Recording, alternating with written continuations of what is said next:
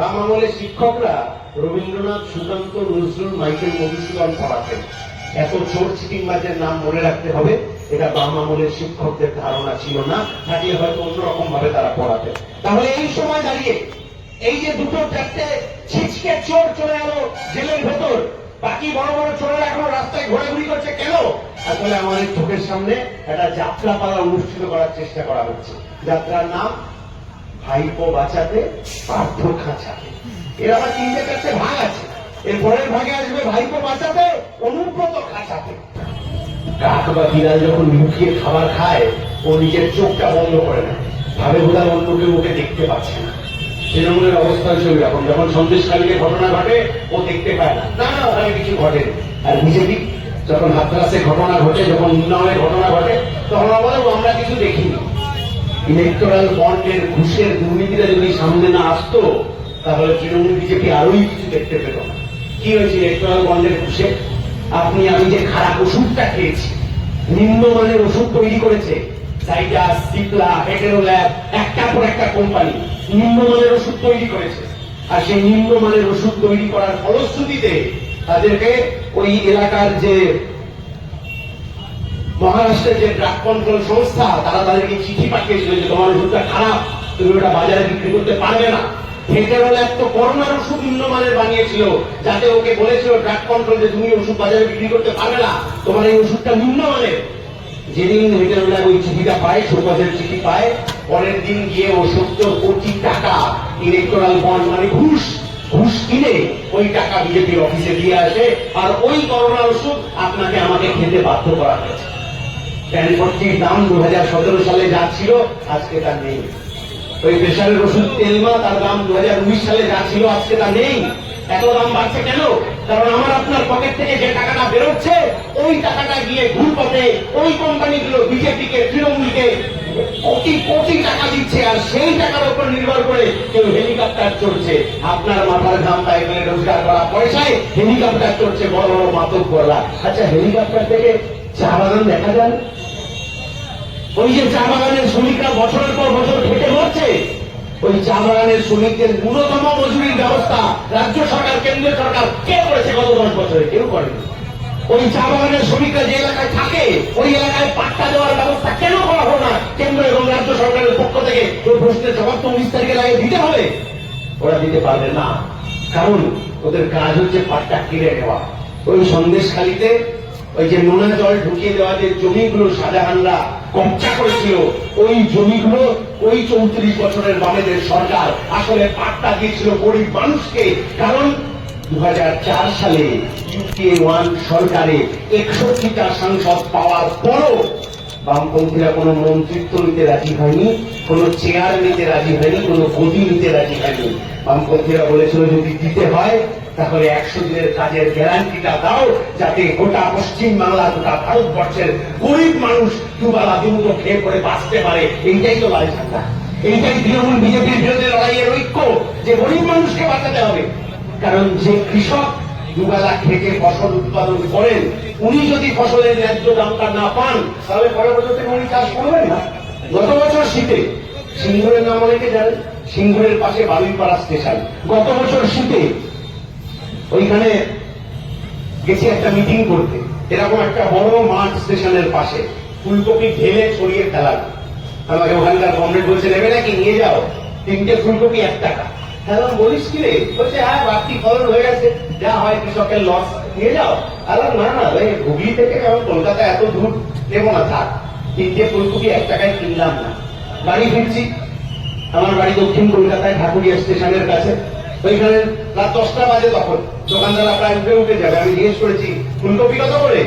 বলছে এমনি 20 টাকায় করে দিচ্ছিলাম, এখন তো বাড়ি যাওয়ার সময়, আপনি 15 টাকায় নিয়ে যান না।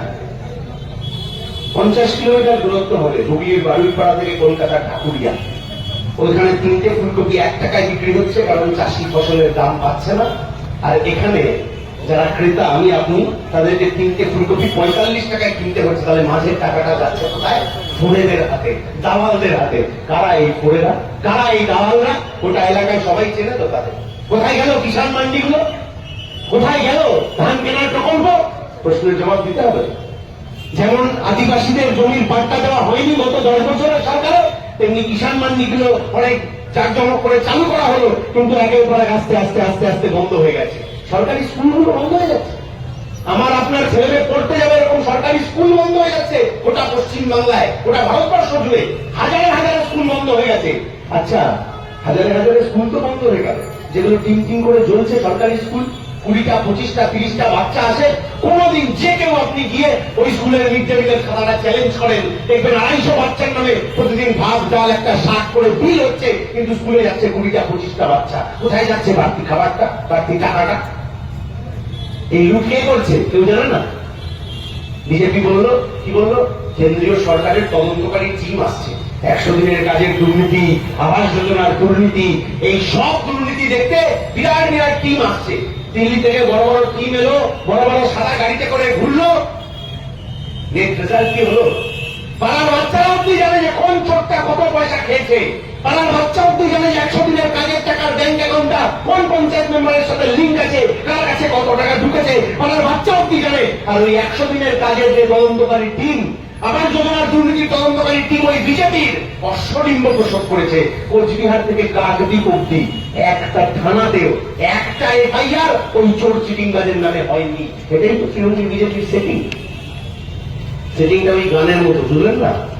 ওই ছোটবেলায় শুনেছিলাম গানটা, দিল্লি থেকে মোদি হাঁক দেন না, কেউ মাঝে মধ্যে দেখেন না টিভি মিডিয়ায় বিরাট ঝগড়াঝাটি হচ্ছে, কিরকম সাজানো।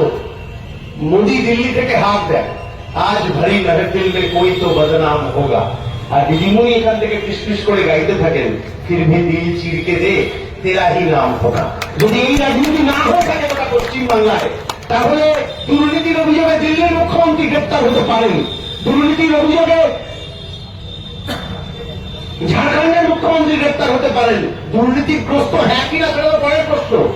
পশ্চিমবাংলার মুখ্যমন্ত্রী গায়ে হাওয়া লাগিয়ে এদিক ওদিকে ঘুরে বেড়াচ্ছেন কি করে? যা দুর্নীতির অভিযোগ ছিল তাতে ওই যে ভিআইপি সাংসদ যিনি আছেন, কি সব ভাইপো না কি বলে আজকাল আমার পরে, যাই হোক কি সব বলবো আর কি, তিনি কেন গ্রেপ্তার হলেন না? ওই একটা কুলোর কলের মতো পার্থ চট্টোপাধ্যায়, আর একটা কি কুন্তল, আর একটা কি শান্তনু, এরা সব কি চোরদের নাম ঠিকঠাক করেছে তো?